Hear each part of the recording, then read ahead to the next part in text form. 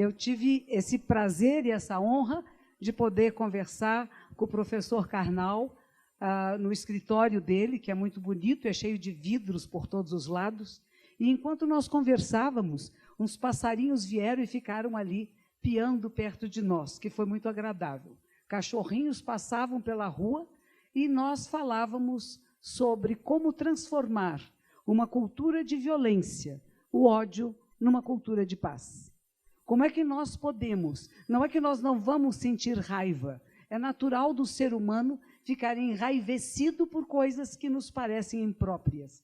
Mas o que nós fazemos com isto? Como que nós dialogamos? Como que nós somos capazes de criar condições de transformação, não pelo grito alto, aqui foi importante, neste momento foi importante para que nós pudéssemos saber o que estava acontecendo, mas imagine se nós dois tentando falar e vocês gritassem ao mesmo tempo. E isso está acontecendo. Isso está acontecendo nas redes sociais, que as pessoas não estão se ouvindo mais. O diálogo está terminando? Claro que não. Como bem ele disse, nós estamos aqui hoje porque queremos dialogar, queremos ouvir, ouvir para entender, entender para ganharmos novas ideias e ficarmos enriquecidos de pareceres diferentes dos nossos. Não vamos ter só amigos de pessoas que concordam conosco o tempo todo, que pensam como nós pensamos. Mas é importante que tenhamos pessoas que pensam de forma diferente, que veem o mundo de um ângulo diferente, que enriquece o nosso ângulo. Então, o que é importante nisso? Ser a capacidade de calar para ouvir, mas também é preciso responder. E que seja uma resposta e não uma reação nervosa, não uma reação sem pensar daquilo que você vai dizer. Então, o nosso encontro, mais ou menos, foi isto. Como que nós transformamos uma cultura que está ficando muito violenta, que as pessoas estão ficando muito bravas e impacientes umas com as outras, que não querem deixar o outro ouvir e se manifestar. E, ao mesmo tempo, como é que nós podemos colocar a nossa palavra, o nosso pensamento, que pode se opor ao pensamento do outro, respeitosamente. Então, eu queria pedir a vocês, que são tantos aqui, que não falem palavrões bonitinhos. Não escrevam palavrões nas suas redes sociais. Não insultem as pessoas dizendo você é burro, louco ou ignorante, porque não concorda comigo. Mas que vocês tenham habilidade de demonstrar o seu ponto de vista. Não significa que você vai concordar, você pode discordar com inteligência e com palavras hábeis. E se o outro não entendeu você, é porque você não soube se explicar bem. Explique-se melhor. E outra coisa que me pediram, e que em todos os lugares que eu vou, eu digo às pessoas, não cometam suicídio. Eu vou falar de novo. Não cometam suicídio. Não há nada pelo qual matar ou morrer. Há pelo que se viver. Tem aumentado muito o número de suicídios no Brasil, no mundo. Nós temos que viver por aquilo que nós acreditamos e pelo que não acreditamos. Nós transformamos a realidade com a nossa presença, com a nossa vida, com o nosso pensamento, com a nossa palavra, com a nossa atuação no mundo. Se não está bom, o que você faz para que fique melhor? Não espere que caia do céu. No budismo nós dizemos, estamos todos nas mãos de Buda. E meu mestre dizia, seja essa mão. Você é a mão sagrada no mundo. Como que ela se manifesta? E você pode escolher. Você pode escolher fazer da sua vida um inferno ou o céu. E eu vou contar só essa história para terminar minha pequena fala. Havia um samurai que estava sentado embaixo de uma árvore. Um samurai muito violento e muito forte. E passa um monge na frente dele. E o samurai diz, eu não acredito nessa balela de céu e inferno. E o monge diz, claro, você é um samurai de nada, um covarde, um bobão. Claro que você não acredita. E ele, furioso, levanta-se e começa a desembaiar a espada. E o monge diz, isso é o inferno. E ele, então, coloca a espada de novo na bainha, sorri, ele diz, isto é o céu. você está fazendo da sua vida o céu ou o inferno? Somos nós que criamos essa diferença em nós. E eu gostaria que vocês apreciassem a sua vida e percebessem que talvez apenas os nossos pés toquem o chão da terra, mas todo o resto do nosso corpo, quando estamos em pé, está no céu.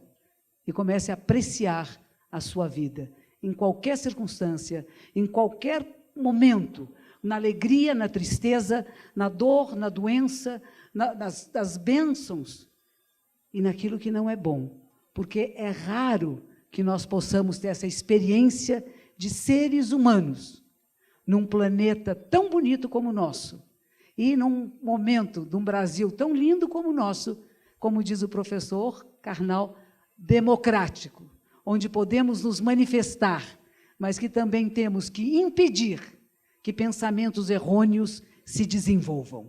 E, para isso, nós temos que ser arautos, anunciando isto sim, isto não. Perseguição a povos, a judeus, neonazismo é não. Racismo é não. Abuso sexual, quer seja de homens, de mulheres, de crianças ou idosos, é não.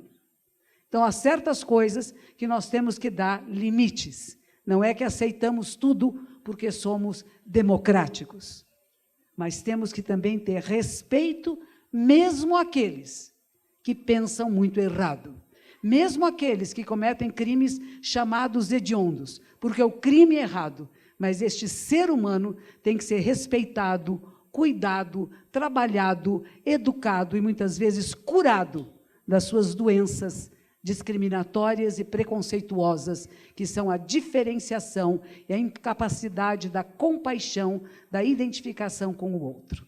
Então, eu dou as boas-vindas a vocês e eu acho que, como todos vocês, eu também quero escutar o professor.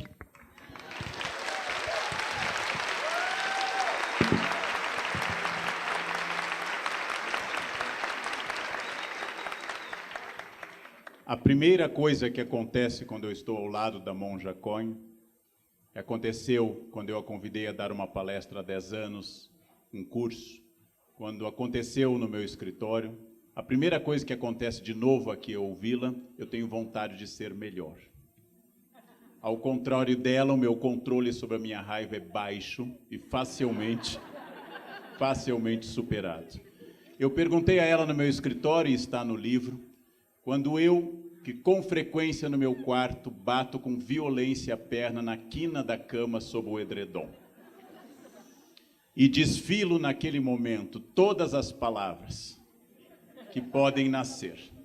E jamais consegui pensar objetivamente. Houve um encontro de uma massa orgânica com uma massa inorgânica, houve ruptura de vasos sanguíneos, o cérebro está recebendo informações de dor, mas não há nenhuma culpa de ninguém além do meu descuido. Eu não consigo. Eu insulto a cama, eu insulto o Brasil, eu insulto a presidência da República, eu insulto todos, tenho muita raiva até que a dor passe. A monja deu uma pista que está no livro. Sinta a raiva, sinta a dor, mas não manifeste ódio com a fala. Mal ela falou isso, naquela mesma noite eu dei a maior topada na minha cama e eu comecei a exercer isso. Topei, eu disse, eu estou com dor, a dor está intensa, eu estou sentindo, eu tenho impulsos de dor, mas é só dor. A cama não tem intenção nem consciência de me atingir. Funcionou essa vez. Funcionou.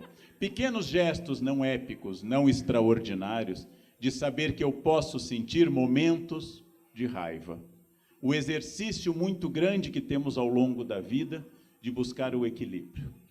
A sabedoria que eu procuro atingir antes de encerrar essa vida. A ideia que saiu de Sartre, na peça Entre Quatro Paredes, quando ele imagina pessoas numa espécie de inferno claustrofóbico e uma personagem diz que o inferno são os outros. Nós mudamos a ideia porque tanto para alguns ramos da filosofia quanto para a grande maioria da ideia budista, o inferno começa a ser gestado, como no exemplo da história da monja, começa a ser gestado por nós mesmos. O inferno é uma opção de entrar em um discurso de ódio. O inferno é uma opção de eu ceder à raiva. O inferno é uma opção de eu transformar aquilo que eu discordo em um movimento destrutivo de aniquilação do outro. Então, o primeiro ponto é, naturalmente, desarmar pela consciência, pelo exercício, pela meditação, pela sabedoria, essa bomba relógio que nosso eu, nosso narciso, nossa vaidade produz em nós. Bomba relógio que faz com que as pessoas, como eu sempre lembro, sejam capazes de perseguir um homem que cortou a sua frente. Sejam capazes de ir atrás de um carro que cortou, arriscando o carro, sua família e a si próprios, por causa de um gesto passageiro, irrelevante, mas que feriu o meu narciso. E eu entrei em um círculo de diálogo com a raiva ou descuido do outro. Já contei uma vez em um vídeo que, indo a Campinas com um colega, quase entrando no pedágio, um homem cortou a minha frente e eu freiei bruscamente. E esse homem, além de ter cortado a frente, ele apontou o dedo médio em posição isolada para fora do vídeo. E com isso, meu amigo me perguntou: o que você vai fazer? E eu consegui naquela hora ter a sabedoria de brincar com ele, dizendo: o dedo dele é fino e pequeno, não me seduziu, não deu vontade de ir atrás, não suscitou o desejo, eu vou esperar um dedo mais imponente. No momento que eu consigo brincar com a minha própria vaidade, que é imensa, como eu disse a uma entrevistadora que me perguntou: a exposição pública, Leandro, te tornou vaidoso? Absurda essa ideia. Acho uma ideia ridícula que eu tenha ficado vaidoso com a exposição. Sempre fui.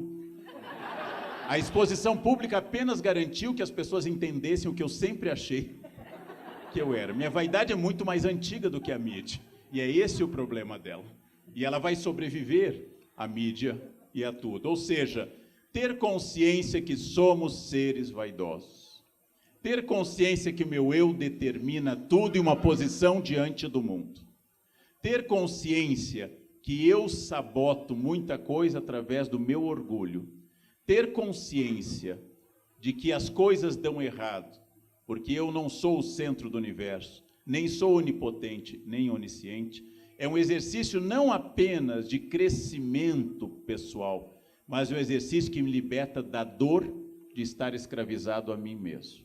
O primeiro tirano, o primeiro problema que nós encontramos é aquele tirano interno.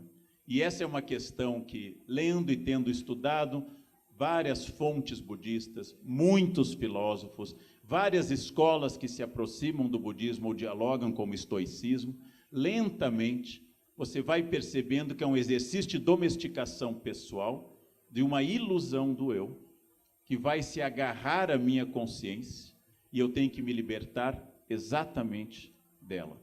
E eu me liberto dela, me libertando dessa vaidade, me libertando da raiva, me libertando de pequenas coisas que eu procuro seguir e que a monja diz. Não escrever o palavrão porque ele contém uma capacidade de agressão que atinge a pessoa e atinge a mim.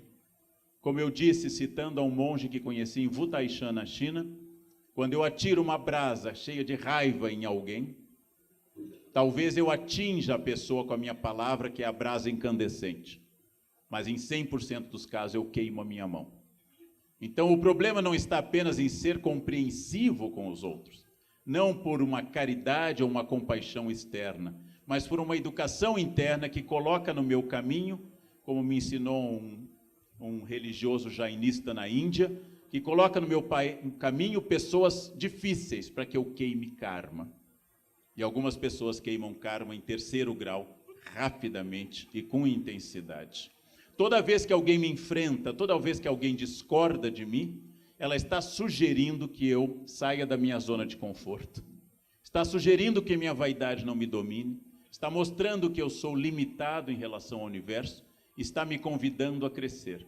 Todas as vezes que alguém concorda inteiramente comigo, me elogia e acha o máximo qualquer bobagem que eu digo, essa pessoa está favorecendo o meu narciso, ela está favorecendo o meu eu, está impedindo que eu cresça. Então, qual o limite disso? A monja disse, eu concordo inteiramente, o limite disso é a ética e a lei. O limite disso é que eu posso discutir qualquer coisa, Mas não posso discutir com alguém que diz, eu sou pedófilo. Eu digo, tudo bem, é o seu jeito de ser. A gente tem que entender. Não, esse é o crime, essa é a ética, essa é a violência, essa é a barbárie. Agora, quanto ao resto, sempre e permanentemente, um exercício de educação de si. Às vezes eu consigo, às vezes eu não consigo. Tenho diante de mim uma lição permanente para encerrar. Tenho diante de mim uma consciência permanente no universo. O mundo é feito de diferenças, o mundo é feito de pessoas heterogêneas, a tal ponto que eu tenho que entender que há em todos os lugares, inclusive aqui essa noite, gente que gosta de coentro. Eu tenho que entender que há seres humanos que gostam de coentro, compram aquilo, colocam na comida dos próprios filhos e se acham felizes.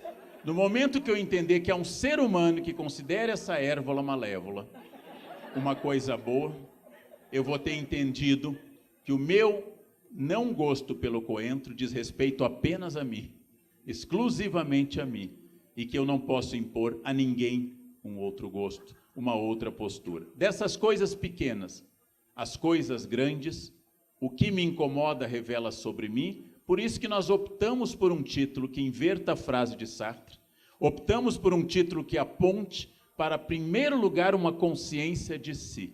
Voltando à velha psicanálise freudiana, quando Pedro fala de Paulo, fala mais de Pedro do que de Paulo. Voltando a uma consciência que segue o caminho socrático do conhece a ti mesmo. Na chave de leitura que eu fizer da chamada maiêutica socrática, conhecer-se, conhecer ao mundo, começa sempre internamente pela minha consciência. Então essas são questões centrais que eu tive o privilégio de debater e traduzir em um livro que se pretendeu despretensioso, de linguagem linear, para não trair a vontade de parecer culto, erudito ou profundo e usar essa desculpa apenas para exibir o meu Narciso ou o Narciso da Monja. Então o livro se pretende e vai do início ao fim, tomado por uma linguagem muito linear, muito tranquila para expor as nossas ideias. E como a segunda parte pede que eu faça uma pergunta à monja e ela logo em seguida pergunte a mim, eu vou perguntar à monja qual é uma pergunta talvez delicada, uma pergunta complexa. Todos os ensinamentos budistas que eu tive acesso em todas as tradições, Theravada, Lamaísta, Zen, etc., eles apontam para a consciência de que meu eu não é central, de que eu tenho que eliminar essa consciência da minha vaidade, que eu tenho que me apegar a um esvaziamento para que eu atinja ao grande objetivo. A monja Cohen é há muitos anos a face mais visível do budismo no Brasil. A monja Cohen está como Deus em todo lugar, em todas as mídias. Eu a encontrei no avião, eu encontro em todos os lugares. Às vezes eu fecho os olhos e a monja Cohen está do meu lado. A monja Cohen tem mídia garantida, a monja Cohen tem muita gente que a procura, a monja Cohen é um dos motivos para esse ambiente estar lotado. Então fica aqui a pergunta complexa: como lidar com essa veneração, às vezes até idolátrica, à sua pessoa e aos seus ensinamentos, e conciliar isso com a sua opção radical, profunda e generosa com o budismo? Como não ficar vaidosa com tanta gente lhe achando o máximo, monja? Como evitar isso, por favor? Como você diz, eu concordo com eles. Não, a gente trabalha muito no budismo, e acho que é isso que o professor falou, de trabalhar o não eu.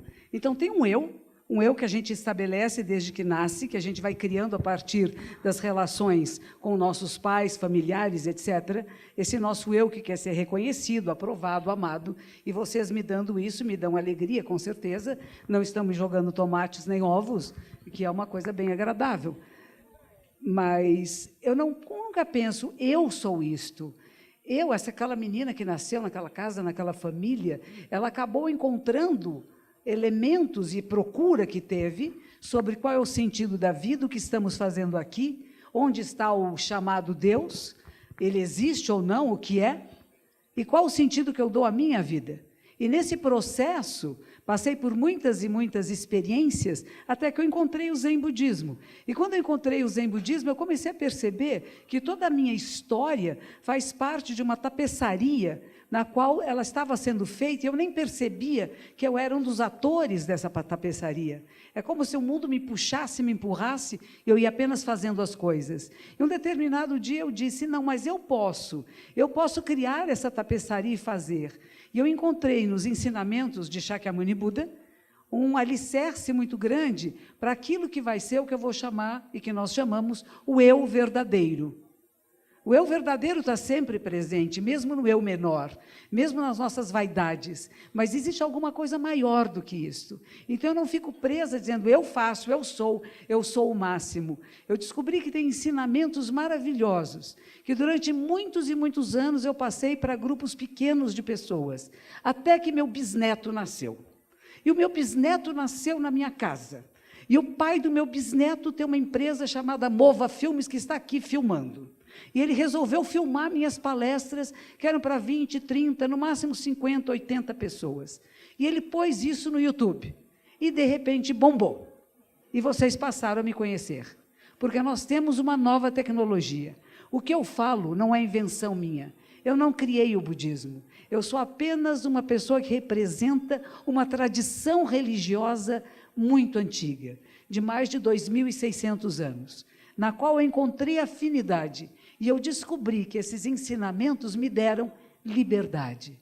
Me fizeram ser mais leve, mais alegre, mais capaz de que não sinta raiva nem nada, mas como que eu volto da raiva, eu centralizo com mais rapidez. As coisas me tiram dos meus espaços de conforto, mas eu sei voltar a um lugar que é vazio de uma identidade fixa ou permanente. Então, como dei o professor Karnal dá esses exemplos maravilhosos disso, de quem conhece a si mesmo não é ofendido. Como também não fica vaidoso, porque eu sei quem eu sou e que eu não sou tudo isso que vocês estão projetando em mim. Eu me conheço em grande intimidade. Eu sei os meus lados obscuros. Eu convivo com eles. Eu não quero escondê-los nem abafá-los. E uma coisa que a minha superiora me dizia no mosteiro, e que acho importante, ela diz, o avesso da roupa tem que ser tão bonito quanto o direito. Será que o que eu faço quando eu estou sozinha, e quando nenhum de vocês está na minha frente, é tão bonito e coerente como quando eu estou aqui? Esse é o meu propósito, de acessar esse estado. Então, não sou um ser maravilhoso e perfeito. Quando eu cheguei ao Brasil, quer dizer, mestra, eu não sou mestra de ninguém, eu sou apenas uma pessoa que estudou um pouquinho mais do que algumas pessoas o budismo, ou que praticou por algum mais tempo, e descobri que esta prática é libertadora. Aliás, como eu venho de uma geração que passou pela época de um governo ditatorial militar, eu achei que quando eu voltasse ao Brasil ia ser presa, porque eu me tornei uma revolução viva, porque o meu olhar para a realidade mudou, através de perceber que cada ser que eu encontro é um ser semelhante a mim, não igual, e que sou capaz de ouvir, de compreender, de respeitar, mesmo aqueles, como eu já disse antes, que cometem crimes hediondos, porque são pessoas que precisam de ajuda. Então, eu não odeio pessoas, mas eu não considero adequados certas atitudes, palavras e pensamentos. Isso não me torna melhor do que ninguém. E, aliás, a última tentação de Buda é quando o rei dos demônios, diabo, como aquilo que separa e divide, que é dual, chega a ele e diz, agora você é o máximo. Você é o grande ser iluminado. E ele, que não era tolo, que não ia cair nessa armadilha, põe sua mãozinha na terra, terra de humus, de humildade, e diz, eu não sou melhor nem pior do que ninguém. A terra é minha testemunha. E parece que existe um livro de alguma tradição sagrada que fala que viemos da terra do pó e ao pó voltaremos. Então, nunca esquecer o que somos nós. Muito obrigada.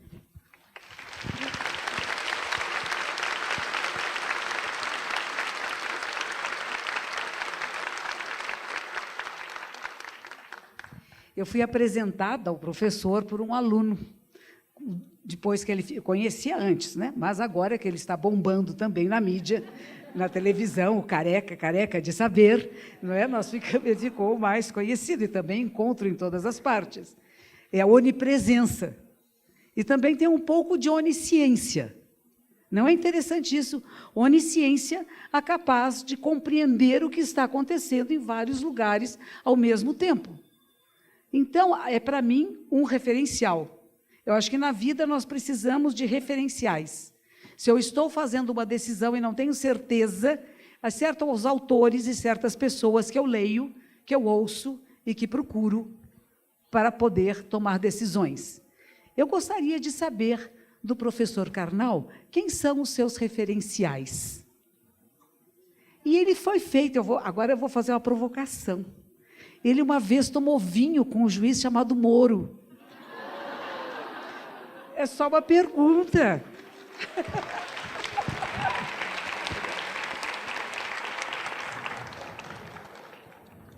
As minhas referências de formação, além das óbvias, pai e mãe, elas têm a ver com um ambiente específico e têm a ver com uma vida em que a sedução do conhecimento e do conhecimento de livros foi muito grande. Então, quando eu olho para as minhas fontes formadoras, identifico, inclusive pela minha longa experiência religiosa com a Igreja Católica, identifico, por exemplo, a Bíblia, identifico o livro de Jó, o Evangelho de João, que eu sempre admirei, o de Lucas, que é tão enfático na caridade e no amor. Sempre cresci lendo esses textos, refleti muito e até hoje considero esses textos referenciais. Depois descobri as grandes obras de narrativa da história humana, de Heródoto, fundador da área, Tucídides, Políbio, e depois descobri as grandes obras formadoras da consciência, como, por exemplo, pré-socráticos, Heráclito em particular, e sua ideia de pantarrei, de que tudo flui, e fui descobrindo Sócrates na figura, ou no texto de Platão, Aristóteles. Fui um estudioso dedicado de Agostinho, li a sua obra com entusiasmo e descobri a filosofia moderna, especialmente a contemporânea. Na juventude, li muito, praticamente tudo, de Sartre, e, acima de tudo, a literatura, desde a descoberta na escola, de obras como Machado de Assis, que eu venero, até já descoberta no início da vida jovem, que foi Shakespeare, que foi uma paixão avassaladora, absoluta e que não cessou. Há pouco tempo estive na Inglaterra e fui a Stratford mais uma vez para tocar de novo na pia batismal que ele foi batizado, numa tentativa mágica e supersticiosa que a qualidade dele passasse a mim por algum momento. Em que momento eu consigo me tornar tão bobo como alguém que faz isso? É o momento que eu estou diante de um gigante como Shakespeare e toda a racionalidade, todo o equilíbrio se desfaz, e eu tenho vontade de ajoelhar diante do túmulo dele e pensar que se eu pudesse, já sou feliz em compreendê-lo, se eu pudesse ainda ser influenciado pelo talento dele, seria muito melhor. Então, essas são referências muito importantes. E todo o resto do processo, e a pergunta da monja, é um processo de aprendizagem. Na minha cabeça, jamais me passaria controlar a agenda de jantares de alguém. Como me escreveu uma mulher na época, eu jamais jantaria com o juiz Moro. E eu disse a ela, assim que ele convidar a senhora, recuse. É o seu direito. Eu jantaria, como jantei de novo com o juiz Moro, jantaria com todas as pessoas que eu considero importantes, atuantes na história, jantaria com pessoas, inclusive, que não contam com a minha simpatia, jantaria com pessoas que estejam no executivo no momento, para não dizer o nome, para poder, Voldemort, né? para poder aprender, para poder crescer, ouvir e ser testemunha da história. Teria jantado com prazer com Nelson Mandela, teria jantado com prazer com Gandhi, se eu tivesse nascido antes de 1948. Ou seja, todas essas personagens, que eu admiro ou não, são fontes do meu conhecimento. E eu me admirei muito, tal como a monja sofreu um ataque frontal quando revelou que não era vegana, quando revelou que não se alimentava só de luz, como as avencas, que era o que seria esperado de uma monja levitando e esperando que o sol a penetrasse. Quando eu estou preocupado com o jantar alheio, quando eu estou preocupado com a alimentação alheia, há algo muito grave ocorrendo dentro de mim. É claro que eu posso argumentar, e é perfeitamente plausível, os motivos que me levariam a ser vegano, ou simplesmente vegetariano, ou só comer carne branca, ou ser fascinado pela picanha. Eu posso dizer isso. Eu estou abandonando a carne vermelha, estamos em processo de separação, mas ainda há encontros secretos. Mas eu estou abandonando a carne vermelha. E não é exatamente uma reflexão ética que pode ocorrer, mas porque eu li muito sobre o custo hídrico da produção da carne vermelha, o custo em água da produção da pecuária. Então, é um lento processo. Mas, acima de tudo, o que eu quero, se eu aprofundar essa postura, o que eu gostaria sempre é de não cair na mesma armadilha que Buda evitou quando se iluminou. Que eu não pense assim, eu só como vegetais, ou como os jainistas, só como frutas que caiam no chão. Eu só como coisas que não firam a natureza e por isso eu sou melhor que você que vai à churrascaria.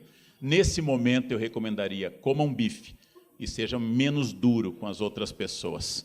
É melhor você comer uma carne do que ser esse idiota arrogante que acha que tem direito de dizer às pessoas como elas devem ser.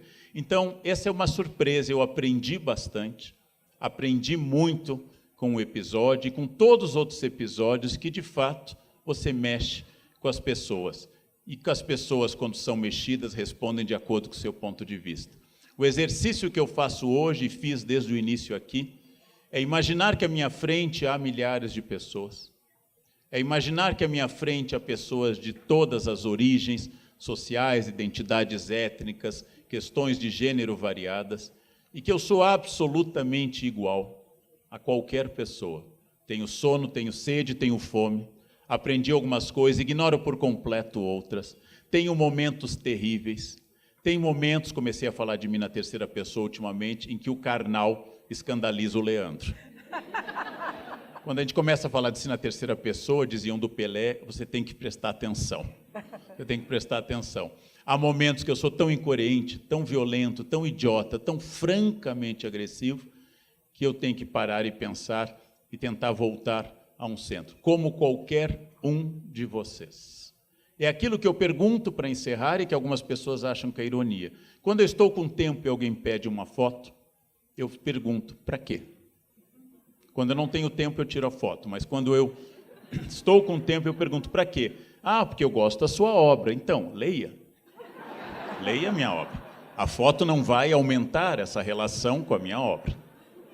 Ah, professor, é que o senhor é famoso. Então, ao final da foto, eu continuarei famoso e você continuará na atual posição, que podemos mudar ambos. Eu posso deixar de ser famoso e você pode ascender. O que eu queria produzir nas pessoas é consciência. A consciência do porquê fazer a foto. A consciência do porquê imaginar que postando uma foto ao lado de alguém tão conhecido como a monja, eu vou melhorar, ou vou transmitir a espécie de fantasia de que estando ao lado de uma pessoa importante, as pessoas vão dar likes e eu vou ser melhor. Tirem todas as fotos que quiserem, tirem infinitas fotos, tirem acima de tudo por afeto ou admiração a uma personagem tão importante quanto a monja Coen, mas não acreditem que a minha consciência possa estar em likes no Face ou no Instagram. Quer dizer, trabalhem também a sua vaidade, como eu digo a todas as pessoas. O senhor está muito vaidoso. Eu respondo, que ponto da minha vaidade feriu a sua? Que ponto da minha vaidade te machucou? Porque se a minha vaidade te machucou, é que ela encontrou outra pessoa vaidosa. Esse é um exercício permanente. Para qualquer pessoa que esteja aqui essa noite, gente. Para mim, para a monja, um desafio permanente de tentar entender que se eu estou aqui na frente, eu poderia estar lá no fundo e eu seria a mesma pessoa, ou seja, ninguém. Absolutamente ninguém. E é só quando eu descubro que eu sou ninguém, com 1.300.000 seguidores no Face, ou sem Face, só quando eu descubro que eu sou ninguém, enfim, meu eu profundo, enfim, minha identidade pode emergir. É um exercício de vida inteira. Eu já dei alguns passos, progredi vários centímetros ao longo desses anos, e gostaria de, pelo menos, morrer tentando e aprendendo com as pessoas. Mas, volto à questão, nunca pedirei licença para ninguém para encontrar ou jantar com qualquer pessoa. Jantarei com quem eu quiser, na hora que eu quiser, e quem não gostar, fugindo do budismo, eu dou o conselho: morra. Morra. Isso.